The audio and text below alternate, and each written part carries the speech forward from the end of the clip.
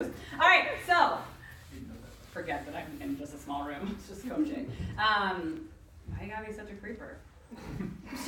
The live video has already started. Colleen said she gave up her afternoon coffee.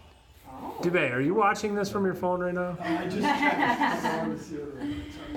All right, so today we're gonna try to keep it shorter than last week.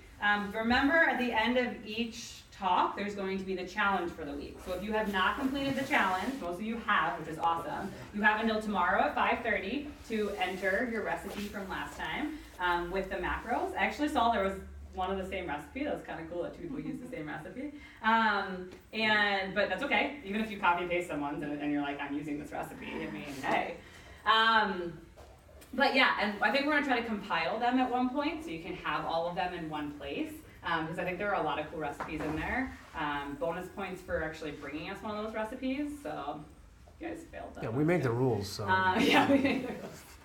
We're hungry. We're hungry coaches, especially Chad. Yeah, Kevin, come on, man. Those peanut butter protein balls, I'm waiting. All right. Also, if you make them, you have to tell Chad how many he can have. Yeah. Otherwise, he will eat them all. There will be mishap. So I brought protein balls once and told everyone they could have them, and then everyone asked where they were. Isn't that what they call it? Your meal for the day. A snacksident? Isn't that what they call that? We're like in the coaches Yeah. meeting, and he's like, Yeah. just one more.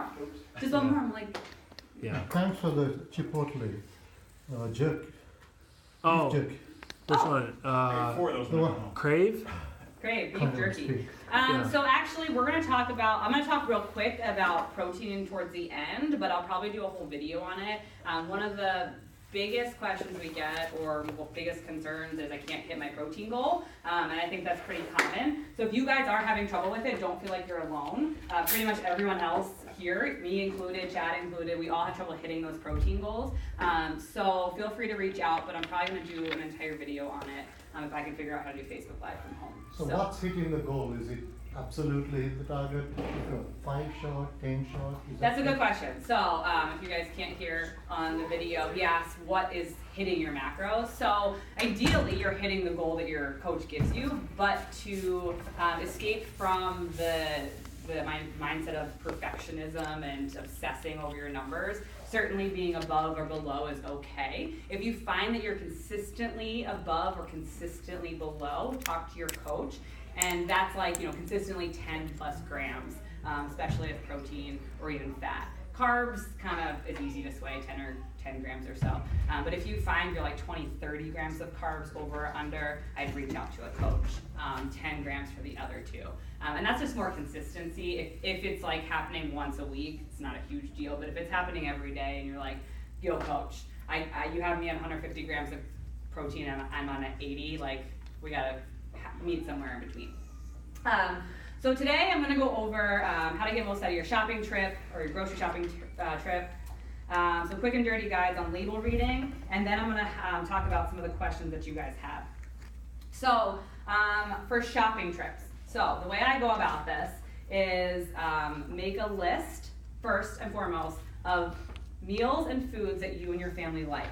Ones that you know, guarantee everyone's gonna like, you know how to make it, you know the recipe, you're comfortable, you know that if you get home late, you could make it. Have a list of these. So, good news, if you go to Facebook group, you now have like 500 recipes that you can use. Make a list of that, and that way you have go-to meals. I like to actually put that like on a refrigerator for a while. That way, when it comes time to meal plan, you're not like, oh, I don't know what to do, and then you're on Pinterest and you get distracted by everything on Pinterest and the cupcakes on Pinterest. And then you go to Facebook, you get distracted by like your friends, babies, brother. So have that list, make it tonight while you're sitting on the couch. Have a list of foods, snacks, and go-tos.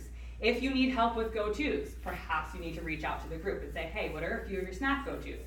Like, I'm a good resource, Chad and Karen are good resources, but you guys are even bigger resources because you're all doing it, so use each other. Once you have a list of go-to foods and snacks, this is where you're gonna pull your list from. So you're gonna say, okay, what are we having for dinner, lunch, breakfast this week? However, while you're doing that, you also need to make sure you inventory. So how many of you go out grocery shopping and don't look in the kitchen or the cabinets, right? And you come home and all of a sudden you have 10 cloves of garlic, 20 boxes of Pop-Tarts and whatever else. Hopefully you didn't do that. But then you get home and you're like, well, crap. One, I have no room in my pantry, and two, I have all this food that I could have used. So make sure you do that first. Inventory while you're making your list so that you know, okay, I'm making chicken parm and protein balls and what other delicious things we see on there, some type of curry, crock pot dish. We're making all that. What do I have? What do I need? Then, this is the key. Bring the list with you. So, most of you always have your phone on you. So bring your phone, put it on your phone. Take a picture of it or make it, I always do notes. I like notes because as I'm going through a store, I'm deleting what I picked up. Because otherwise, if I have a list and I don't have a pen, I'm like, wait, what? Wait, what? Right? Shopping app? Is there a shopping app? Cozy, try Cozy. Cozy. See, look at you guys. Try Hannaford to go. Hannaford to go. Also a good tip. Yes, so you don't even have to do the shopping. And then I recommend setting a weekly time to do it, making a habit of this. Otherwise, you're just gonna be like, oh, I could go Sunday at 1. That's the worst time. I call it going into battle. I'm like, all right, I'm going into battle. This is the only time I have. I recommend going Sunday night. I went last night and it was so enjoyable, just me and nobody else. At 6:45, right, just before they close. Yeah, I'm that girl. Except sometimes they have like the B team working, so you gotta be careful what times to choose going. Is that why? Well, that was an excellent time for me to go. I feel really good about my life. Anyway, I recommend picking a time. So for a lot of people, that's Saturday or Sunday. Pick a time that you know it's gonna fit in, that maybe it's a time range, and just commit to that for the rest of the 5-week challenge. And say every Sunday at 8 a.m. I'm going to, whatever stores I like to go to. And then finally, I would recommend looking for sales. So there's a ton of different ways to find the sales, whether it's in the paper, online. I like using apps. Like I have the Target app. I can figure out what's on sale when, and you can save it for later. The Whole Foods has an app. Price Chopper normally has a weekly flyer. Same with Hannaford. So you can start piecing together, yes, I'm eating more at home, so things seem more pricey, especially when we're talking protein. So start looking for what's on sale. You can also buy things like meat in bulk. Freeze it and then use it later. Almost fell over. You can buy things like nice eggs in our fridge here. And those are way cheaper than you're going to find farm fresh eggs in the grocery store. You're welcome. So that's kind of how we go about grocery shopping. Making it simple, making it a habit, and setting yourself up for success. If we just say, oh, I'll shop when I have time, and I'll just guess when I'm at the store, what happens? Pop-Tarts, yeah. And all of a sudden, everything that they're marketing us for, we're gonna buy. All those like colorful, beautiful things that we're like, oh, this wasn't on my list, but I don't have a list, so it doesn't really matter. And they're telling me it's heart healthy, so I must buy it. Cool. It's gotta be true. Yeah, it's gotta be true. So that brings me, actually perfect segue, I didn't even mean to do that, into my quick and dirty guide to label reading. So someone did ask, I think Jeremy, what do we look for besides the numbers of carbs and protein? What are the hidden pitfalls? So pitfall number 1 is trusting the front of a package. Now, if it's the front of a package of an avocado, there's not much that's going to be misleading, right? You know that inside of that avocado, there should be an avocado. Now, you don't know what color green you're going to get, but good luck. But if you're thinking something in a package, right, don't trust what it says on the front because they want you to trust you. Trust them, trust their packaging. They're going to tell you it's heart healthy, they're going to tell you it's low fat, they're going to tell you that it's paleo or it's gluten-free or whatever the buzzword is. They want you to believe that. Now, might be true. However, always flip it over to where the label and the ingredient label is. First and foremost, because we're not focusing necessarily on quality here, we're focusing on quantity, the first thing you want to look at is serving size. So in the new labeling, of course, new legislation has pushed back the date it's mandatory, but the new labeling, it's going to be a lot easier to know what the serving is because they're making it bigger and more visible. However, not all companies have switched over to that yet, so sometimes it's hidden and it's small and it's a smaller serving size than you would expect. So always look at the serving size first. So you might, get something and be like, oh, this is awesome, it's only 100 calories, but the serving size is like a pinky. And you're like, well, that's misleading. So always look at that first. And then I would say after that, look at the ingredients. So this is not a quality challenge. I focus on quality. So make sure you're not putting complete crap into the system, right? People were saying they were feeling better at the workouts. They weren't feeling tired at the end of the day.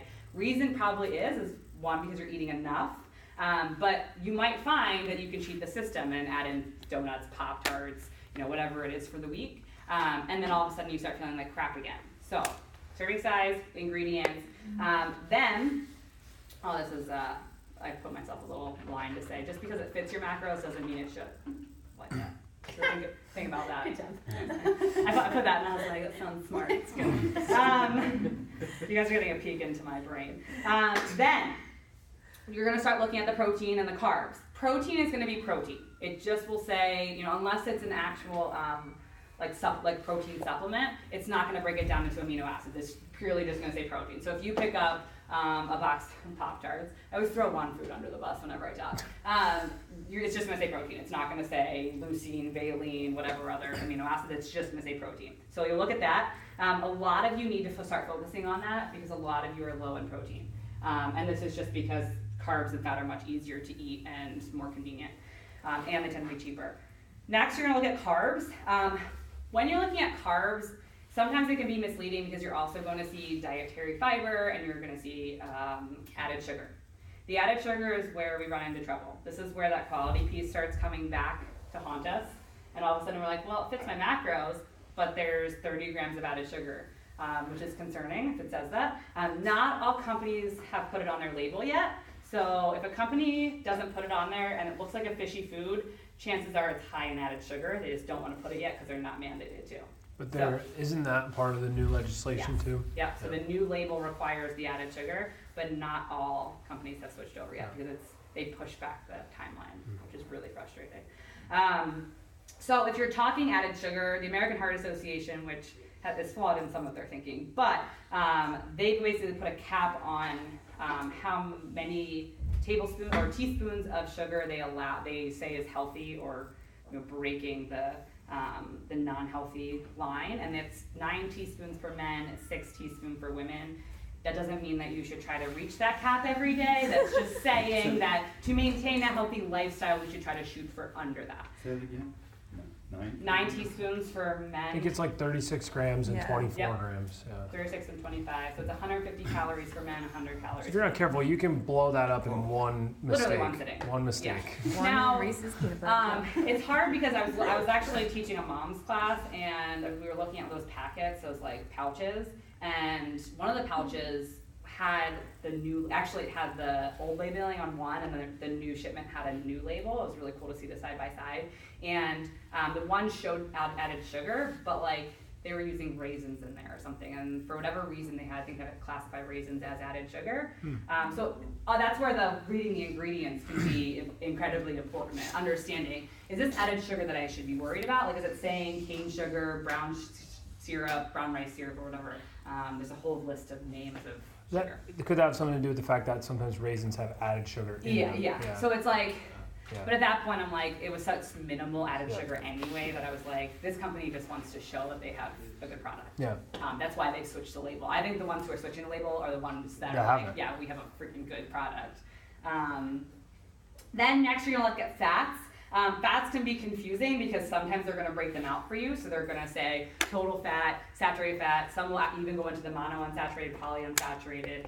I would say for now, definitely make sure you're not eating trans fat. That's like a big no-no everyone should know about. Most companies should not be including that anyway, but just make sure you're not getting into that. And then if you really want to go into, if you're like super nerdy and want to figure out what kind of fats you're eating, if you find that you're eating, a ton of saturated fat, then perhaps we need to look at some healthier options like olive oil, avocado, some nuts and seeds. That way we're not just totally going down the rabbit hole of saturated fat. That being said, someone did ask about meat. So meat should have a label if it doesn't, because you're getting it from a farmer. If there's more white on the meat, more fat. And if you're someone who's like, I'm low on protein, high on fat, how do I eat meat in my diet? You're gonna opt for a leaner cut. So if you're looking at ground meat, you're gonna look at 95% lean and up. I think it goes all the way to does it go to 97? Yeah. 95, I think so. I've got 97 For now. turkey, I think it goes to 97, right? Got 99. Or 99? Yeah, I think turkey's Okay. 99, yeah, but turkey should be lean. Yeah. See them running around my neighborhood, they're pretty lean. Oh, those are lean. Uh-huh. Yeah. Those are tough. Yeah. And once again, always look at the label and don't take a product for face value. Remember, if you fail to plan, then plan to fail. Always have to read that, otherwise I say it backwards. So prepping is key. So we're lining you up for the challenge of the week, but prepping and grocery shopping is key, right? Because how many of you get to Thursday and you're like, uh-oh, right? There's no food in the house. I'm tired. I had to deal with my boss and my kids and the stupid CrossFit workouts. And all of a sudden I have to cook dinner too. So think about planning ahead. Think about Thursday and Friday. Think about what that's gonna look like. Maybe you are gonna eat out. That's okay, you can plan for that too. Plan for eating out and perhaps you pick a few places and have some go-to. A lot of places, I think we said this last week, have the calories and macros either on the website or even on their menu. And if you're not sure, even check at MyFitnessPal. A lot of people have already programmed them in there for you, so it's a beautiful thing. We also have food therapy that drops off here. We're still Monday, Wednesday? Yes. So that's an option too. I don't know if she ever got back to me. We were looking to get you guys a discount. There is a discount. Yeah. Okay. What is it? Great question. Is Laura watching? I will get back to you on that. No, she's not. Debo. Dang it. And they do have the macros on the label. Yes. Yeah. So, what about Chris's thing? Chris Small, didn't you start something too? I don't know how the details of it. Yeah. So it's sort of something you can prep, you can prep your own stuff, but you might also have food. Yeah. Yes. However, Evan just heard food, so. I was like, Food? What? yeah, so Food Therapy is offering you guys a discount. We will get back to you on what that looks like. But yes, they do have their macro count on the front of it, and they have different sizes as well. So that's kind of a great thing. So if you're like, and maybe you order for the Wednesday because you know every Thursday, Friday you just can't make enough food or can't keep enough food in the house, maybe that's a great option. Or you start off the week having some in the fridge on Monday. And I know there were like a handful of people that did food therapy for a while and maybe fell off because of the variety. I know he's added a lot of new things in since then. Yep. So if you're looking for something else, it may be a good option to get you bridge the gap between Thursday and the weekend. Like I know that's a problem for us pretty consistently, right? Hitting that point in the week when you don't have anything ready, like supplement with like last week we did HelloFresh because they do like for your first box you get a ridiculous deal on it. So we tried it and it got us to the weekend. Yeah. So. That's where a lot of those I think come into play. Yeah. I mean, it's not like groundbreaking, but don't. it also It's way too much packaging. Oh man. it's a waste of packaging. I've heard that That's too. That's what I've heard about all this. Yeah. But it does teach you if you're not very cooking. I made Chad cook. Like I don't cook all that often, but it just helps you like kind of learn how to cook a little bit. So that was nice. That's kinda cool. She made me cook last week. Yeah. Smart lady. All right, so another thing that the coaches kind of we're seeing a lot of, and we wanted to touch on, so that's enough of the planning, whatever, groceries, is catching up on your macros. So a lot of you get to the end of the day and you're like, oh crap, right? MyFitnessPal tells me that I need 100 grams of protein and 200 grams of carbs and 500 calories of fat. Let me just go ham sandwich and find something real quick. Literally. I'm sorry, Diana, I said ham sandwich. When you watch this later, forgive me. She hates when I say that. So, catching up on your macros. It's okay once in a while. Okay? So you hear me. So I'm not saying that you can't do this. But if this is happening over and over and over, then there is a flaw in your plan. Why? Well, because you shouldn't be playing catch up at 10 o'clock at night before you go to bed. That normally tells me that you're not eating enough throughout the day. So that means you can bump up your breakfast, your lunch, and your snacks. And then, of course, your dinner. But don't leave everything to your dinner. That's why you're feeling tired. That's why you're feeling like you can't, recover from your workouts, because you're leaving everything to the end of the day. So push things up. Second, reach out to your coach. Perhaps your macros are set a little off. So maybe we need to do a little finagling and massaging of your macros. Cool? If you do need to catch up, then think about what you're putting in your body. Right? So, okay, yes, I could go to McDonald's right now, but should I?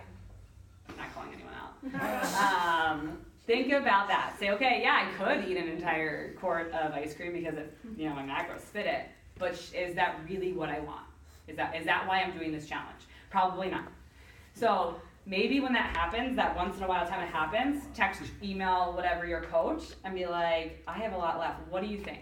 Maybe it was a rest day and we can just kind of call it a loss, say have a little snack and go to bed. Maybe it's that, you worked out hard today, you were on your feet all day, and we do need to get a few extra calories in you before you go to bed. Cool, did you just mean to add? I mean, it can just bother your sleeping too. If you're eating everything at night and then you don't sleep at night, it's because you're digesting everything. Yes. So even a protein shake to catch up, not a good idea.